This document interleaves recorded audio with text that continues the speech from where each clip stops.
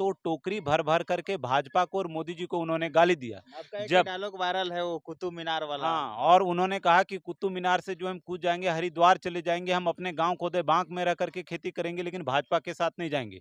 हमने हाल में एक वीडियो उनका पुराना देखा, जिनमें वो कह रहे थे कि मोदी जी पूरा देश को बर्बाद कर रहे हैं, खाली जाति-पाति के नाम पर लड़ा रहे हैं। और आज जब उनको ये लगने भाकपा लगा माले का गठबंधन टूट गया है, उसके बाद में कुछ निर्दलीय प्रत्याशी भी आ गए हैं, तो क्या समीकरण अब बन झारखंड रहा है? में आगामी विधानसभा चुनाव के लिए बिगुल बज चुका है और हम भी चुनावी दौरे के लिए निकल चुके हैं और इसी सिलसिले में हम पहुंचे हैं राजधनवार विधानसभा में और अभी हमारे साथ मौजूद हैं बातचीत के लिए राजधनवार के जेएल कैंप के प्रत्याशी राजदेश रतन जी। आइए बात करते हैं और क्या समीकरण बन रहा है, चुनावी क्या समीकरण बन रहा है, आइए बात करते हैं। सबसे पहले सर स्वागत है हमारे चैनल पर आपका। सबसे पहले तो आपके न्यूज़ चैनल जितने भी देखने वाले हैं, सभी लोगों को हम झारखंडी जोहार करते हैं और आपका आभार करते हैं कि आपने समय दिया।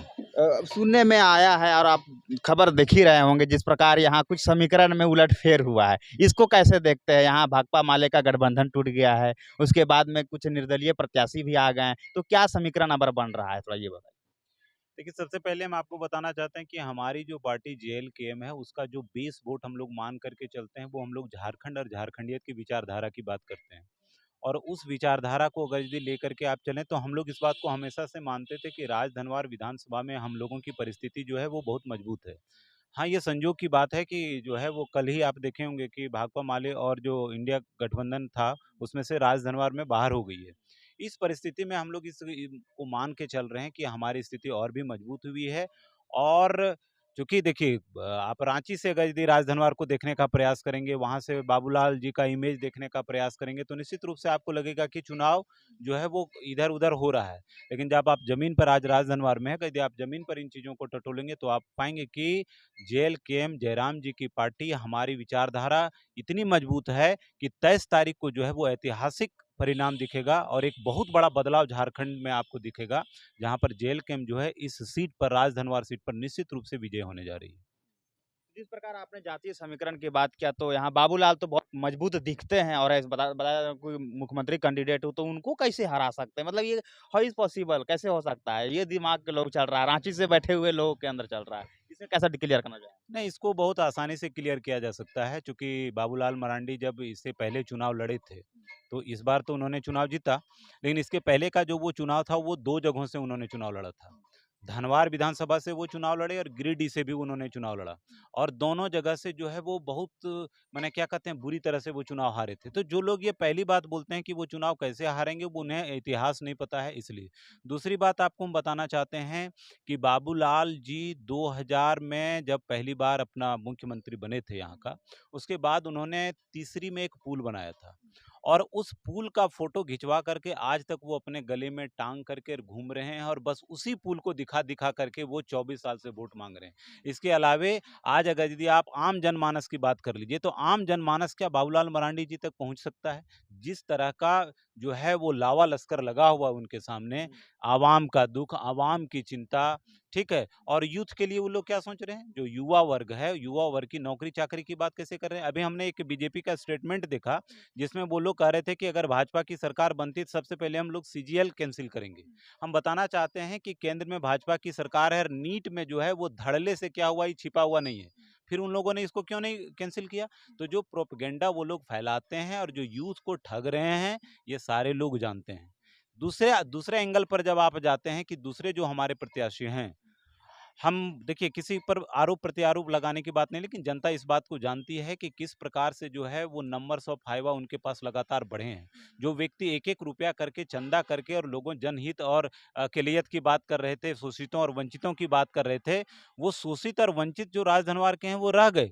लेकिन जो प्रत्याशी महोदय हैं, ऐसा जनता वहाँ की कहती है कि अब वो जो है वो ना शोषित रहे, ना वंचित रहे। और किस प्रकार से जो है उन्होंने जनता को ठगा है इस मामले में, अपना विकास के अलावे उन्होंने जनता का कभी भी विकास नहीं किया, इसको लेकर के।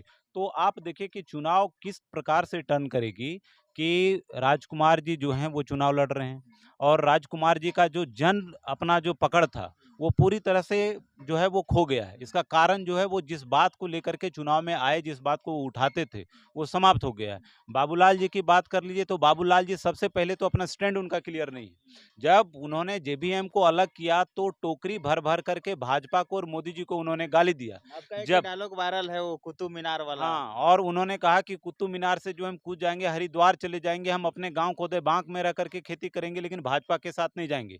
हमने हाल में एक वीडियो उनका पुराना देखा जिनमें वो कह रहे थे कि मोदी जी पूरा देश को बर्बाद कर रहे हैं, खाली जाति-पाति के नाम पर लड़ा रहे हैं। और आज जब उनको ये लगने लगा कि हो सकता है कि हम भाजपा से मुख्यमंत्री बन जाएँ, तो मोदी जी जो हैं वो दूध के धुले हो गए और भाजपा से बढ़िया कोई पार्टी नहीं है। तो अगर यदि आप मुख्यमंत्री बनने के लिए इतने डेस्परेट हो जाते हैं, तो आप जनता को ना देख सकते हैं, ना इसलिए आवाम में एक गुस्सा है और इसको पूरी तरह से आप देखेंगे कि हम लोग फॉर्मूला तय किए हैं राजधनवार में कि राम, रहीम और जयराम, इस 3 फॉर्मूला के साथ हम लोग चुनाव को जीत रहे हैं और इसको कोई नहीं रोक सकता है। इसका रीज़न आपको बता रहे हैं। हम लोग ना जाति करेंगे, ना पाति करेंगे, हम लोग झारखंडियत की बात करेंगे, हम लोग स्थानीयता की बात करेंगे, हम लोग 1932 की बात करेंगे, हम लोग रोजी-रोटी की बात करेंगे, हम लोग प्रवासी मज़दूरों की बात करेंगे। देखिए, अभी आप 24 साल के झारखंड में बताइए कि जिस जगह पर बाबूलाल जी का जन्म हुआ है, वहीं जगह पर जो है वो ढिबरा एक बहुत बड़ा मामला है। ये और नेशनल मामला हाँ, है नेशनल और ये मामला है। वीडियो काफ़ी हमको वायरल आप हुआ। बताइए कि मुख्यमंत्री होने के नाते उन्होंने एक वैध उद्योग नीति क्यों नहीं लाया ढिबरा के लिए, जिसके चलते जो है वो हजारों मजदूर जो आज पलायन कर रहे हैं, वो पलायन करने वाले लोग जो है वो रुक जाते और आज वहाँ पर रोजी-रोटी की व्यवस्था रहती। हम आपको बता रहे हैं दिन भर में हमको कम से कम जो है वो 1000 से 2000 ऐसे कॉल्स आते हैं जो ये बताते हैं कि हम लोग प्रवासी मजदूर ये बोलते हैं कि दर्द आप लोग हम लोगों का समझते हैं। जयराम जी हम लोगों की भाषा को समझ रहे हैं, दर्द को समझ रहे हैं। हम लोग सब लोग आ रहे हैं और न सिर्फ हम लोग बल्कि हम लोग पूरे परिवार के साथ हम लोग जहाँ-जहाँ भी इन्फ्लुएंस कर सकते हैं, सिर्फ और सिर्फ एक छाप को समझ रहे हैं हम लोग कैंची छाप, जयराम जी को की विचारधारा को, राजदेश रतन की विचारधारा को। इसलिए राज धनवार की जो चुनाव है, वो एक तरफ़ा चुनाव है और वो रांची से अगर कोई पत्रकार डील करेंगे, तो उनको समझ में नहीं आएगा। लेकिन आप देख लीजिएगा कि जब राज धनवार की ज़मीन का जब परिणाम आएगा, तो वो ऐतिहासिक होगा और बहुत बड़ा उलट-फेर देखने के लिए मिलेगा। मैंने चैनल पर एक वीडियो चलाया था, वो मोदी जी का सभा का वीडियो था, वो काफ़ी ज़्यादा वायरल हुआ, तो झारखंड में चला। उस वीडियो में कहा ये गया था कि मोदी जी जब आए थे यहाँ, तो सिर्फ़ देखने लोग आए थे यहाँ, बीजेपी का कोई पकड़ नहीं है, हज़ारीबाग क्षेत्र में और इधर भी क्षेत्र में। तो इस पे आपकी क्या प्रतिक्रिया? क्या बात सही है? क्या मोदी जी सिर्फ़ देखने जाते हैं, वोट नहीं देंगे बीजेपी को? देखिए, जब मोदी जी का चुनाव हो रहा था, ये वो लोकसभा का मामला था। अभी वर्तमान में ये विधानसभा का अगर एक कुछ मामला है। दिन पहले आए थे। हाँ, और आपको बताना चाहते हैं कि लोग बहुत सारे ऐसे रहते हैं जो नेता को देखने के लिए आते हैं, लेकिन विधानसभा में क्षेत्रीय मुद्दा बहुत प्रबल होता है। और हमको लगता है कि जिस प्रकार से राजधनवार में आज परिस्थिति ये है कि जितने भी नेता वहाँ से चुनाव लड़ रहे हैं आज के डेट में, वो सारे लोग जो हैं वो रिटायरमेंट के एज में हैं। चाहे आप राजकुमार जी की बात कर लीजिए, निजाम साहब की बात कर लीजिए या फिर बाबूलाल मरांडी की बात कर लीजिए। जनता इस बात को समझ रही है कि नेतृत्व परिवर्तन का दौर है, युवा नेतृत्व हम लोगों के पास आ रहा है और वो लोग खुली बाहों से इस बात का स्वागत कर रहे हैं। हमने पहले ही कहा है कि 23 तारीख का जो माहौल होगा, वो भव्य होगा और इसका कारण है कि पूरे राजधनवार में एक ही नारा है, चुपचाप कैंची छाप। चाहे वो समीकरण की आप बात करके जाइए, चाहे वो झारखंडियत की बात करके जाइए, चाहे आप हमारी विचारधारा की बात करके जाइए।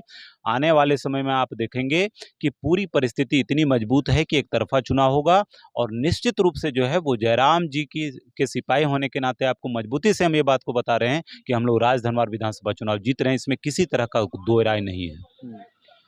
तो देखा आपने और सुना आपने इनका बयान कि किस प्रकार ये समीकरण फिट कर रहे हैं और क्या माहौल है। वर्तमान में हम भी यही हैं, यहाँ माहौल हम भी देखेंगे आखिर क्या है।